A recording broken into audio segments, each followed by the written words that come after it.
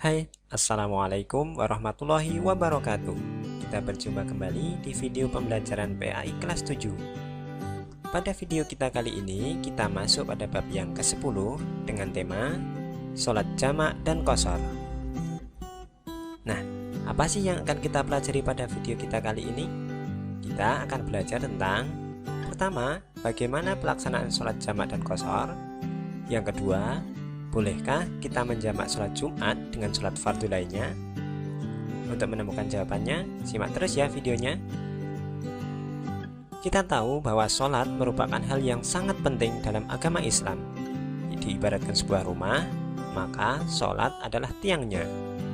Maka, apabila seseorang menjaga sholatnya, maka sesungguhnya ia menjaga agamanya. Namun, apabila seseorang meninggalkan sholatnya, maka sebenarnya ia tengah berusaha merobohkan agamanya. Selain itu, sholat merupakan amalan yang pertama yang akan dihisab oleh Allah Subhanahu wa Ta'ala di akhirat kelak. Apabila sholatnya baik, maka semua amalannya akan dianggap baik. Namun, apabila sholatnya buruk, maka semua amalnya akan dianggap buruk, sehingga amal-amal baiknya tidak akan diperhitungkan kembali. Bagaimanakah jika kita terkendala melaksanakan sholat, misalkan sedang sakit, atau bepergian, atau bahkan dalam peperangan? Dalam kondisi tersebut, maka Allah memberikan kemudahan kepada kita agar kita tetap dapat melaksanakan sholat, yakni Allah memberikan tata cara tentang sholat jamak, sholat qashar, sholat jamak dan qashar. Nah, bagaimana ketentuannya dari tiga sholat tersebut? Kita mulai dari sholat jamak terlebih dahulu. Sholat jamak merupakan sholat fardu yang dilaksanakan dengan cara menggabungkan dua waktu sholat menjadi satu waktu saja. Misalkan, sholat duhur dengan sholat asar, sholat maghrib dengan sholat isya. Nah, bagaimana dengan sholat subuh? Sholat subuh itu tidak boleh untuk dijamak. Dan perlu diketahui bahwa sholat jamak tidak mengurangi jumlah rokaatnya ya.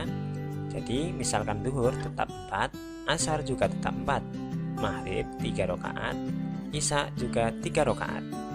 Pelaksanaan sholat ini ada dua jenis. Yang pertama ada sholat jamak takdim.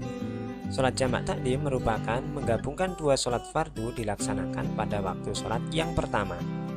Misalkan saja melaksanakan sholat duhur jamak dengan asar, maka dilaksanakan pada waktu duhur.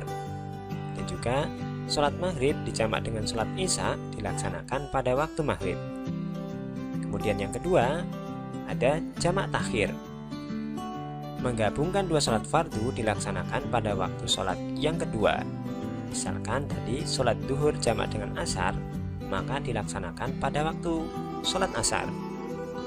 Kemudian sholat maghrib dengan sholat isya dilaksanakan pada waktu sholat isya.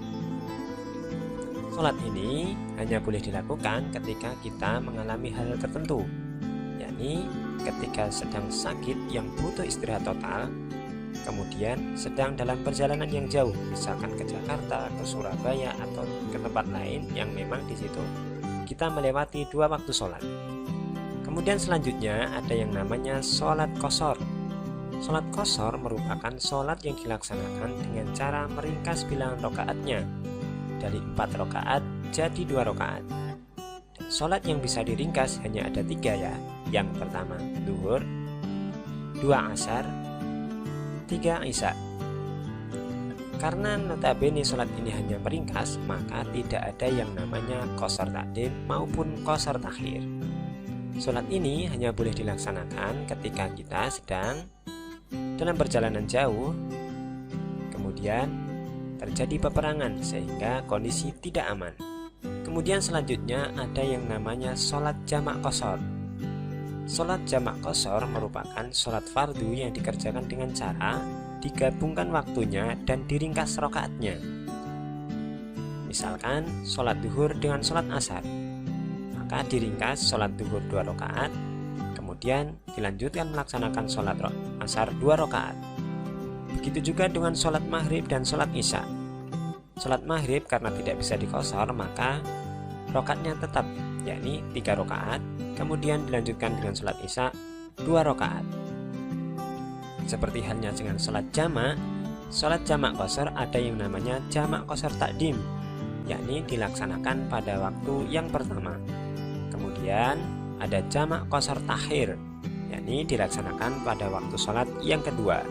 Nah, sholat ini hanya boleh dilakukan ketika kita sedang mengalami perjalanan jauh atau sedang dalam peperangan. Jadi hanya dua kondisi tersebut ya kita bisa melaksanakan sholat jamak dan qashar.